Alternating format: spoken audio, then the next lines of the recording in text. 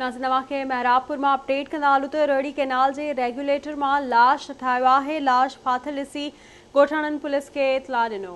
बिल्कुल नाज़रीन, अहम ख़बर अमां पहुचाई पिया। पुलिस लाश कढराए मेहरापुर अस्पताल पहुचायो है, जॾहिं त लाश की सुञाणप न थी सघी आहे। आगाह कयूं अव्हां खे मेहरापुर में जिते रोड़ी कैनाल में लाश ठाहियो है, लाश फाथल ॾिसी ॻोठाणनि पुलिस के इतला ॾिनो।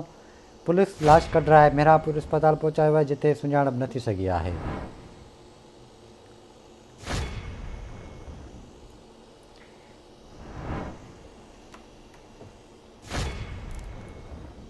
अव्हां खे अपडेट कंदा हलूं। ब्रेकिंग न्यूज़ है तो महरापुर में रोड़ी कैनाल के रेगुलेटर में लाश हथायो है। लाश फाथल ॾिसी ॻोठाणनि पुलिस के इतला ॾिनो। पुलिस लाश कढराए महरापुर अस्पताल पहुचायो।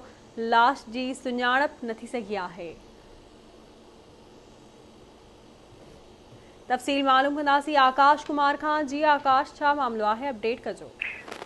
जी बिल्कुल, अव्हां खे ॿुधाईंदो त मेहरापुर रोड़ी कैनाल के रेगुलेटर पुल के दरवाजे में एक नामालूम शख्स जो लाश हथायो है।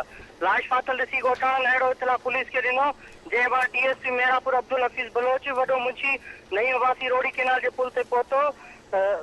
पुलिस लाश कढाए मेहरापुर के बुनियादी सेंटर कराए आई। आखिरी इतला ताईं लाश की सुञाणप न थी सघी। जी ठीक है आकाश, वही मेहरबानी अव्हां जी तफ़सील खां आगाह करण लाइ।